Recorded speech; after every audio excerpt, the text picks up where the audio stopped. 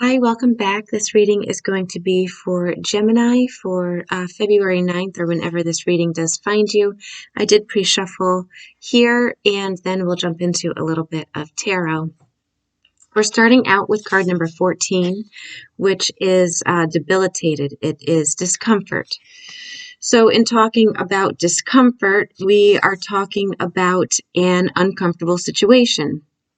But we have to keep in mind that this may offer us a chance to stretch further, to develop more areas, learn more things, ways we never thought before. This is about learning and listening, using your strength and leadership skills to support yourself or maybe other people or maybe a project going on in your life. So you're being challenged to grow in ways that you can't or didn't predict. You're being asked to diversify or to stretch, to strengthen any weaknesses. Okay? Only you can decide if it's time to take that challenge. But this experience encourages you to love yourself in quiet moments, to really appreciate what you bring to the table, even if nobody else sees that. The second card here, number 24, is structures, okay? So this is, asking us to step into the next level of maturity. This is the next level of authority also, maybe looking for a mentor or choosing to be a mentor for somebody else.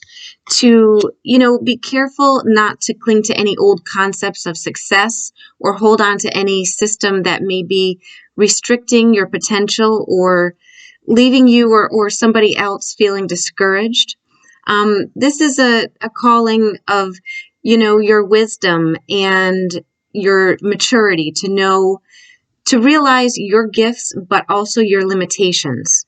This process may be an initiation or a test of sorts, but one that empowers you into making sure your foundations are strong, making sure structures are in place, and then building out from there. We did get card number 17, which is solar flares, and it says to activate here. So what this means is, when solar flares happen, we question things. We tend to question old systems and sort of grow hungry for new answers. It's like turning up the volume on all astrological activity. All right. It means changes are in the air, a flare of energy that supports your work. You may notice your mood may be restless. You may be looking for a change somewhere. It's not really a time to be quiet, but to be fast on your feet here. Solar flares magnify energy of other cards that are around them as well. And we'll get into the next card here, which is all about shining. And the card previous was our structures, looking at our foundations. So this is an activation. So this is manifestation. What you build during a solar flare may be hot. You might find it's not necessarily long-lived. So to turn an idea into something permanent, like, maybe a business plan or a partnership, it's going to take conscious effort. So it could be challenging also as well. Tempers may flare up. So basically, the sun is sending this extra voltage your way, some inspiration, and you're being asked to use it wisely. Feel the heat, feel the passion, and, the people involved. Then balance that fire by adding, other elements, water, to bring in compassion, the thoughtfulness of air, the logistics of earth, and in turn, that will turn that inspiration into reality. The next card here is number 5, and this is Leo. So this is all about shining. This is about you shining for the benefit of of all to see. Leo is the lion symbol. This is asking you to be brave, be visible, share from your heart, warm those that are around you. This is so much about, lighting up the room, but also honoring the light within others as well. So Leo asks that you be the fire of the situation, hold other people's attention, not just for your own ego, but for their benefit, as a teacher would. To warm people's lives and be that person, that people want to gather around to share stories and experiences with. Cultivate your community with love, renew spirits by giving life, or living your life to the fullest. Okay. Being honest rather than modest. This is about connecting expressions and creative processes to, real feelings and honest facts. Teaching, like I mentioned earlier, sharing, being generous in what you know. So if you're acting from a place of, let's say, soul hunger or longing, you can also mistakenly think that any attention from others will fill that hole inside. So keep in mind that not all attention is good attention. So, stubbornness or the fear of being wrong or the desire to be seen as a leader may actually blind you to what you need most. So the Leo is all about love.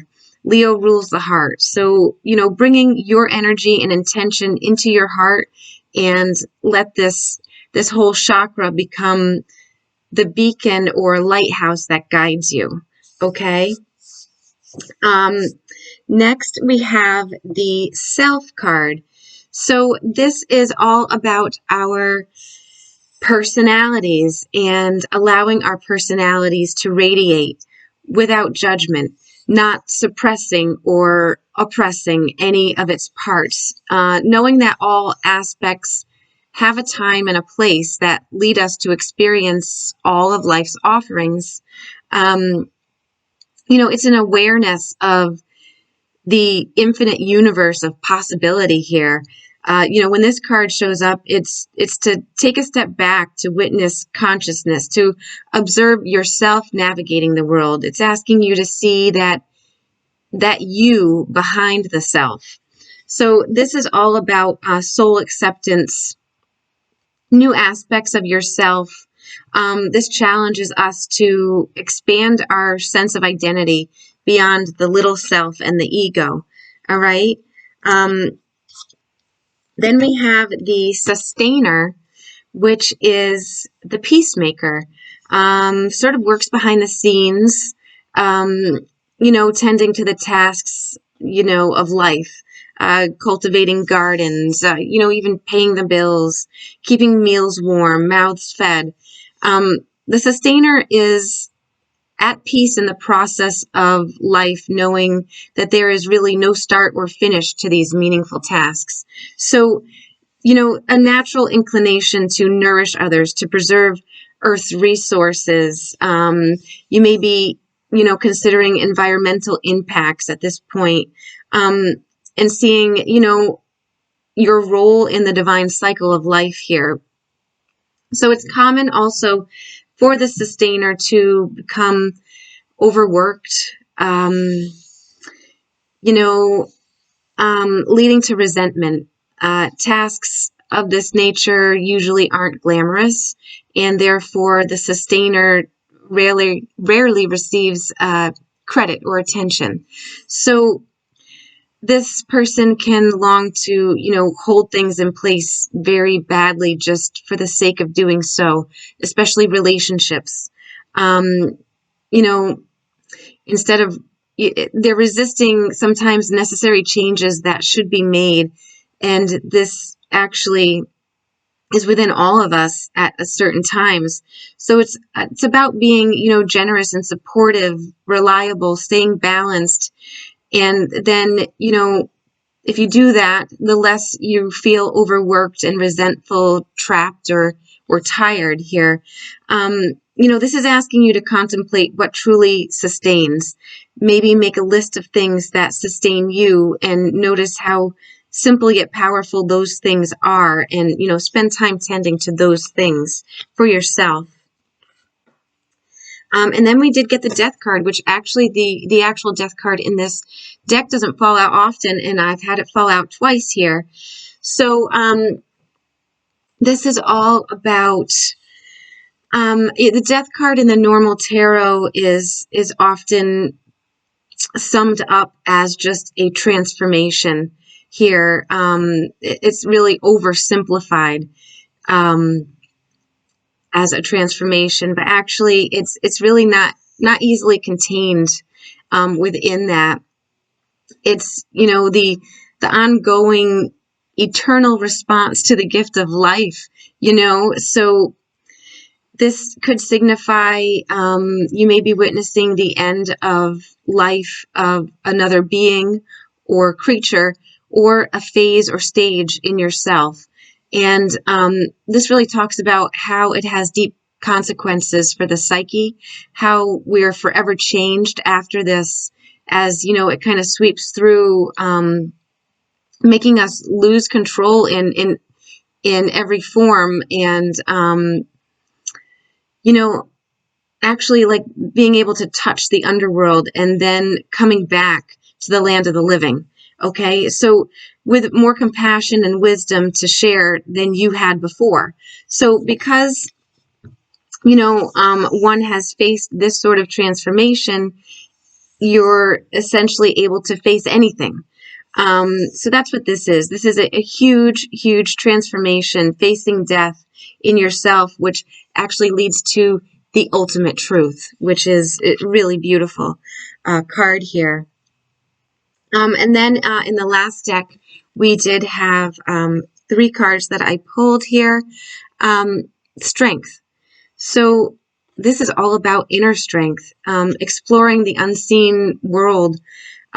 Inner strength, self-control are required to attain a higher consciousness. This draws our attention to desires that may pose a conflict to your personal destiny or your self-fulfillment.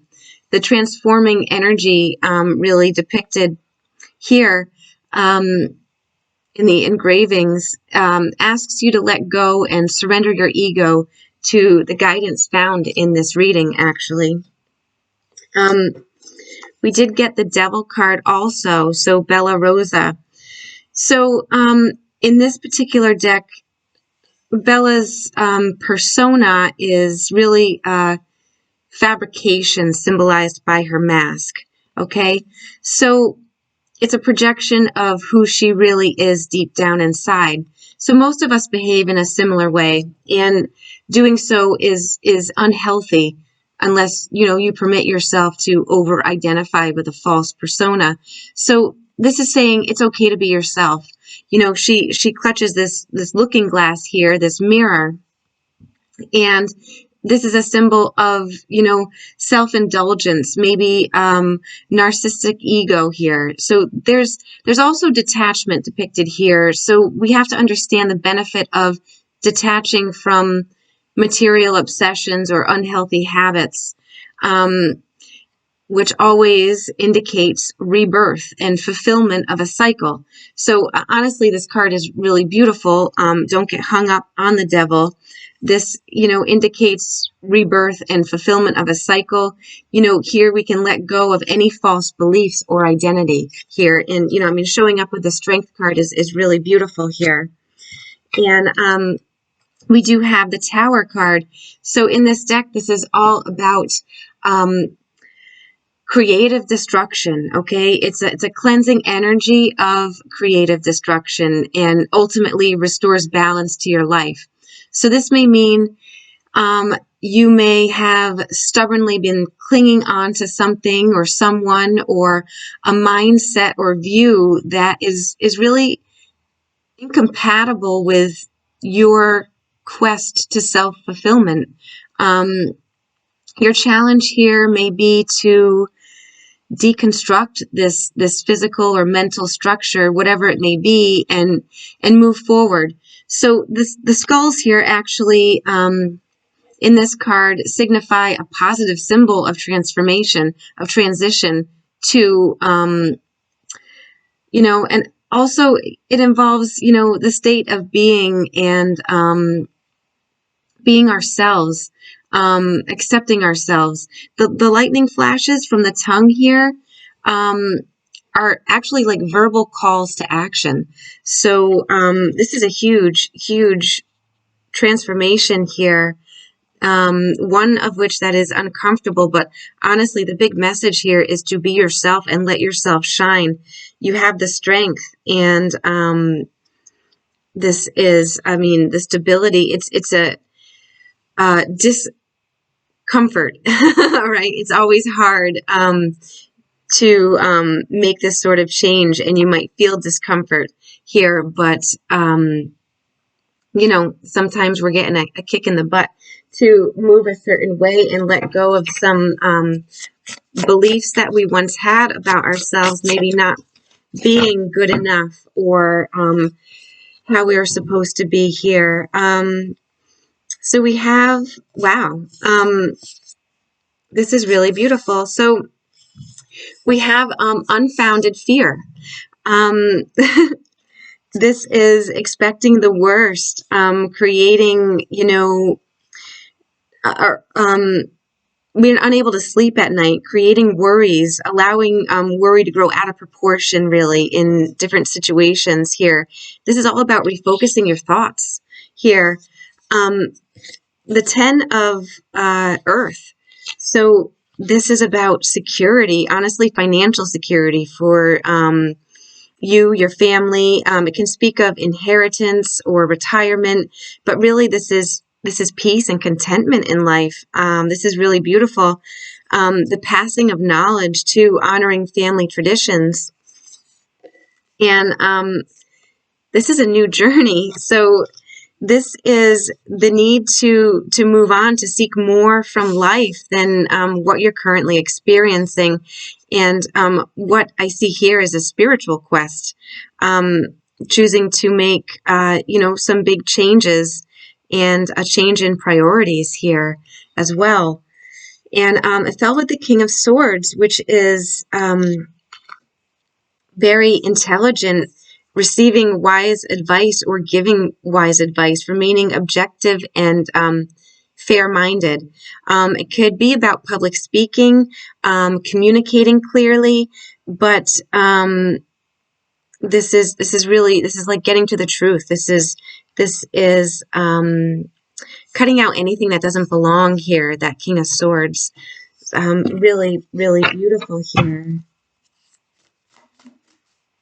Anything else for Gemini? All right. Wow. So we have sadness healing with time here. Letting go of the past and seeing the personal growth that comes from challenges. This is beautiful. It can also speak about being there for people in need, but I do see letting go of the past and the growth that comes from that is just simply amazing, because what we have next is the Nine of Wands. So this is, protecting what you've created, asking your angels for help. This is never giving up. The Nine of Wands is, always like you could see the light at the end of the tunnel. You're almost there. Don't give up. Really, really beautiful. And the last card is the Sun. Are you kidding me? So this is, the end of this deep inner work that somebody has done. You have done, really digging in deep and overcoming all of this in your life. And the end card is the Sun. So this is a time of great joy and success. This is literally brilliant epiphanies happening, leading to all these opportunities in your life, plans that work out perfectly. This is giving gratitude and feeling that inside. Following our heart. Honestly, I'm going to go back to the Leo card, to shining and being that light, being brave here. This is this is the fire within. This is really, really beautiful here. Honestly, the sun, I mean, the solar flare energy here activating, really beautiful, Gemini here. So I'm going to leave this here. We got in pretty deep here, but this is really beautiful, leading to positive changes and a lot of joy and success within ourselves here, and feeling confident, I see. So thank you so much for being here. Thank you for liking, sharing, subscribing, all that jazz. It does help the channel, and I will see you next time. Thanks. Bye-bye.